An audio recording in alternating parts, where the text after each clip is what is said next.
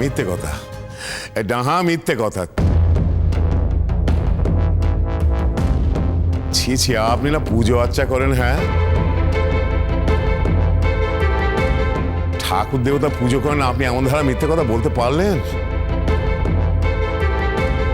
আচ্ছা, আপনার এই লোকটাকে কেন সহ্য করছেন বলুন তো? ঘাট ধাক্কা দিয়ে বার কেন করে দিচ্ছেন না? জেঠু কিছু মনে করবেন, আপনারা এখানে বড়রা কথা বলছেন, আমি ছোট, আমার কথা বলা ঠিক সাজে না, তাও আমি বলবো। এই শ্যামশঙ্কর মুখুজ্জের কথায় এসে আপনি কাকিমার উপর কোনো অন্যায় করবেন। আমি খুব ভালোভাবে চিনি এই মানুষটাকে, আর এই মানুষটাকে খুব ভালোভাবে চিনি। বিশু জ্যাঠা আমাদের গ্রামেই থাকেন, মাথা উঁচু করে বাঁচেন। আমাদের গ্রামে এনার মতো মাথা উঁচু করে কেউ বাঁচতে পারে না, কেউ চলে না। আপনি বলুন, একজনের চরিত্রে যদি এরকম কলঙ্ক থাকে, সে কি এইভাবে হেঁটে চলতে পারে? বিশু দাদা, তুমি আর হেঁটে দাঁড়িয়ে থেকোনি। দেখেছো তো, তুমি এমন জায়গায় এসেছো যে এক গ্লাস জল পর্যন্ত আমি তোমাকে খেতে দিতে পারছি নি কো। তুমি বুঝতে পারছো তো বিশু দাদা, যে আমি যে ঘরখানায় থাকি সেটা আমার ঘর নয় গো।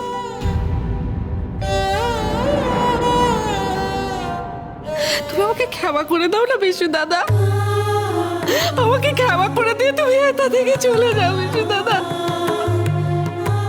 তুমি এটা থেকে চলে যাও। আমাকে চিঠিটা দিন তো।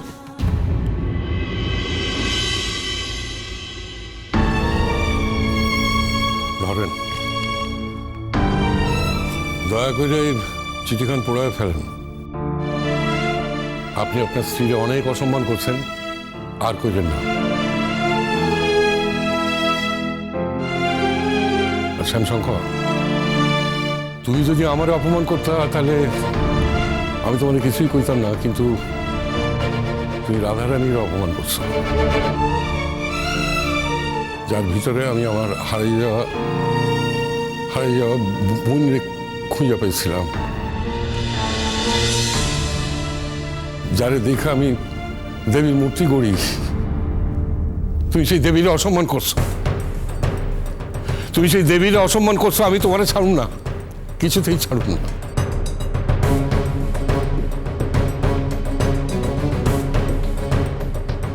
আর এই যে আপনি, আপনার অনেক পয়সা, সমাজে অনেক প্রতিপত্তি, কিন্তু রাধারানীর স্বামী হবার যোগ্যতা আপনার নাই। না না,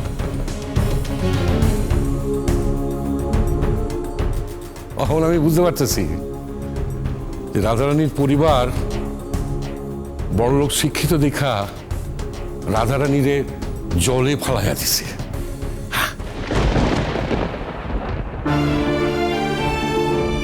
আপনি আপনি রাধারানীর স্বামী হইতেই পারেন না, না না, কিছুতেই না, আপনি হইতে পারেন বিশুদাটা।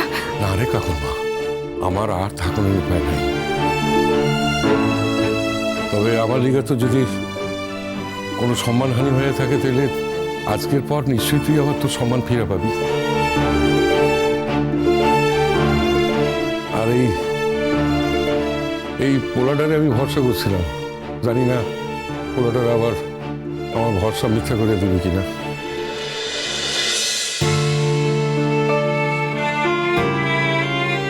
তবে এই যদি তোর যোগ্য স্বামী হয়ে থাকে, তাহলে এই তরে বুঝবো।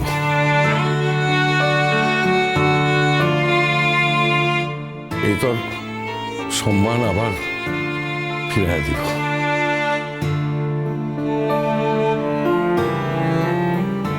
আচ্ছা, আইতেছি।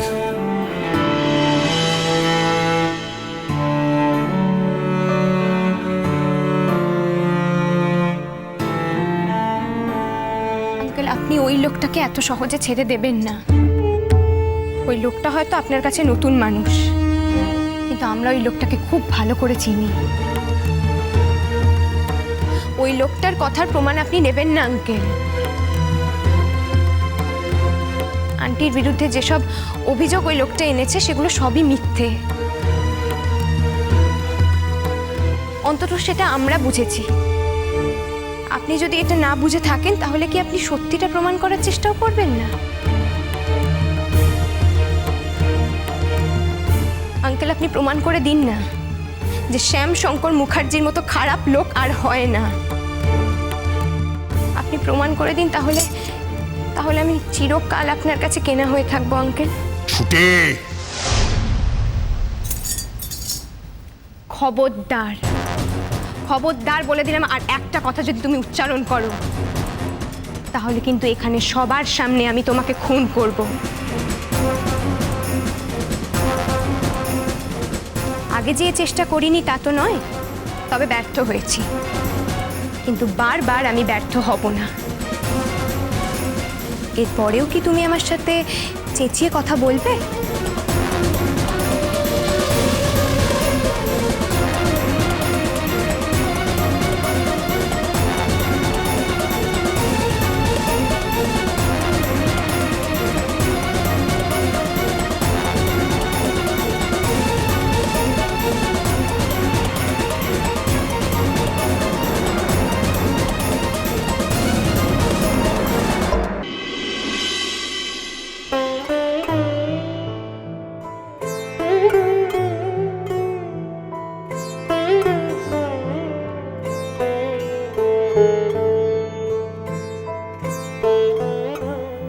মামুনি, এলো নতুন বউ, কিছু বলবি মা? দিদিভাই বলল যে তুমি সারাদিন নাকি কারোর সাথে দেখা করনি। আমি আবার একটা মানুষ হলুমলো, হ্যাঁ? আমার আবার দেখা করা না করা,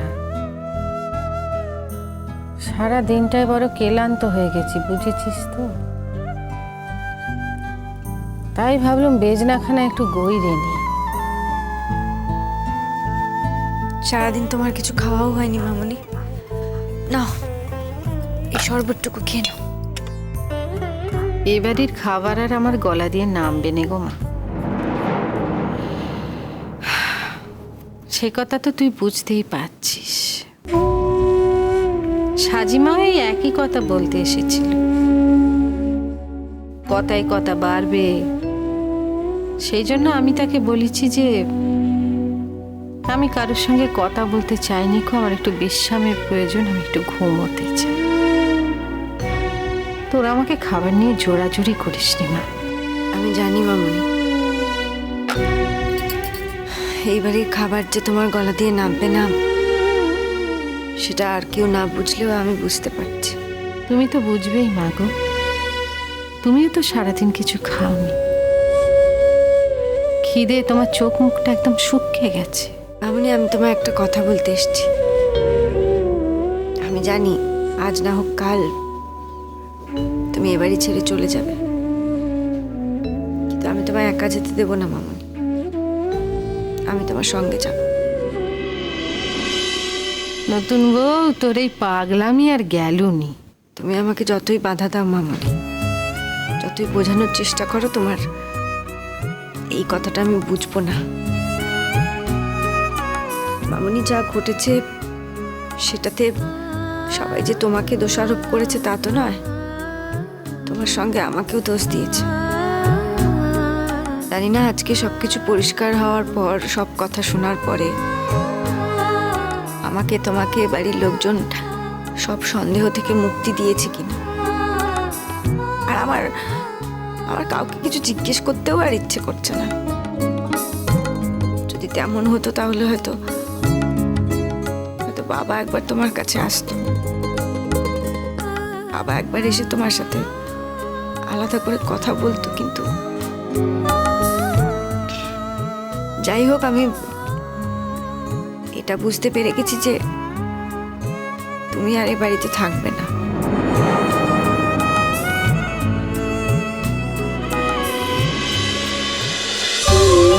টুকু